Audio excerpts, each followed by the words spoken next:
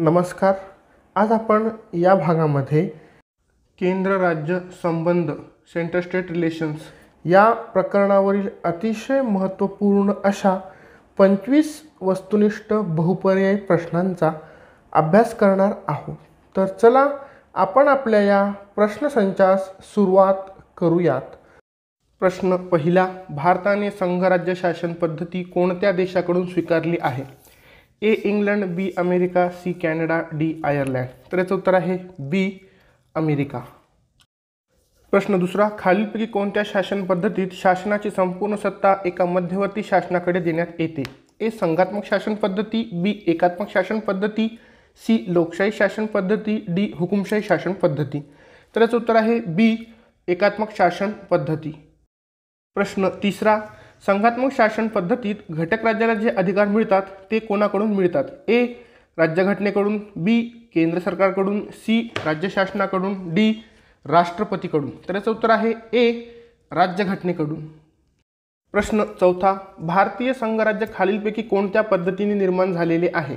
ए केंद्रकर्षी, बी केंद्रोत्सारी, C विकेंद्रित, D यापैकी नाही. तर याचं उत्तर आहे बी केंद्रोत्सारी.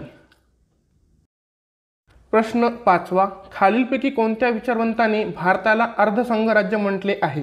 ए professor Bonright, B professor Seeley, C professor K C. Wheare, D Mervin Kaplan.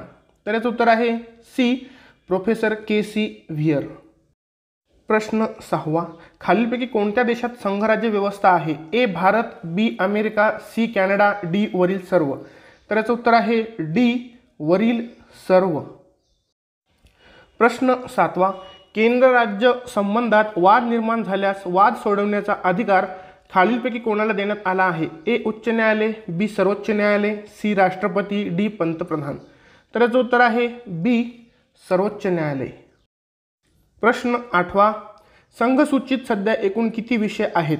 ए 91, बी 100, सी 97, डी 101. तर याचं उत्तर आहे बी 100.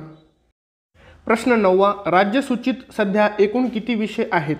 ए बी 62, सी 63, डी 64. तर याचं उत्तर आहे ए. प्रश्न 10वा, समवर्ती सूचित एकूण किती विषय आहेत? ए 50, बी 52, सी 53, डी 54. तर याचं उत्तर आहे बी 52. प्रश्न 11वा, शेषाधिकार म्हणजे?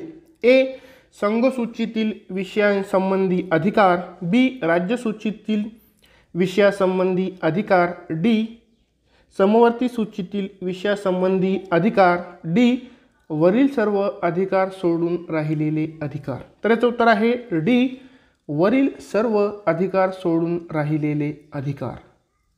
प्रश्न 12वा, खालीलपैकी कोणत्या कलमानुसार राज्यसूचीतील एखाद्या विषयावर संसद कायदा करू शकते? ए कलम 250, बी कलम 249, सी कलम 252, डी कलम 305. तर याचं उत्तर आहे बी कलम 249. प्रश्न 13वा, खालीलपैकी कोणत्या कलमानुसार 2 किंवा अधिक घटक राज्ये राज्यसूचीतील एखाद्या विषयावर कायदा करावी अशी विनंती संसदेकडे करू शकतात? ए कलम 252, बी कलम 253, सी कलम 254, डी कलम 255. तर याचं उत्तर आहे ए कलम 252. प्रश्न 14वा, खालीलपैकी कोणत्या कलमानुसार राष्ट्रपतीला देशात राष्ट्रीय आणीबाणी घोषित करण्याचा अधिकार आहे? ए कलम 350, बी कलम 356, सी कलम 360, डी कलम 352. तर याचं उत्तर आहे डी कलम 352. प्रश्न 15वा, खालीलपैकी कोणत्या कलमाचा वापर विरोधी पक्षाचे सरकार असलेल्या घटक राज्यावर वर्चस्व निर्माण करण्यासाठी केला जातो? ए कलम 352, बी कलम 356, सी कलम 360, डी कलम 249. तर याचं उत्तर आहे बी कलम 356. प्रश्न 16वा, खालीलपैकी कोणत्या कलमानुसार राज्यांतर्गत रेल्वेला संरक्षण देण्याबाबत केंद्र सरकार राज्य सरकारला आदेश देऊ शकते? ए कलम 257, बी कलम 252, सी कलम 259, डी कलम 260. तर याचं उत्तर आहे ए कलम 257. प्रश्न 17वा. देशात नव्याने अखिल भारतीय सेवा निर्माण करण्याचा अधिकार खालीलपैकी कोणत्या सभागृहाला देण्यात आला आहे? ए लोकसभा, बी राज्यसभा, सी विधानसभा, डी विधान परिषद. तर याचं उत्तर आहे बी राज्यसभा. प्रश्न 18वा. घटक राज्याच्या प्रशासकीय प्रमुखाची नियुक्ती खालीलपैकी कोण करतो? ए पंतप्रधान, बी राष्ट्रपती, सी उपराष्ट्रपती, डी राज्यपाल. तर याचं उत्तर आहे बी राष्ट्रपती. प्रश्न 19वा. अखिल भारतीय सेवेतील कर्मचाऱ्यांना बडतर्फ करण्याचा अधिकार खालीलपैकी कोणाला असतो? ए राज्य सरकारला, बी केंद्र सरकारला, सी राष्ट्रपतीला, डी यापैकी नाही. तर याचं उत्तर आहे बी केंद्र सरकारला. प्रश्न 20वा. खालीलपैकी कोणत्या कलमानुसार केंद्र सरकारवर राज्य शासनाकडे आपले काही कार्य सोपवू शकते? ए कलम 257, बी कलम 258, सी कलम 260, डी कलम 261. तर याचं उत्तर आहे बी कलम 258. प्रश्न 21वा. खालीलपैकी कोणत्या कलमांवरून सर्वात जास्त केंद्र राज्य संबंधात तणाव निर्माण होतो?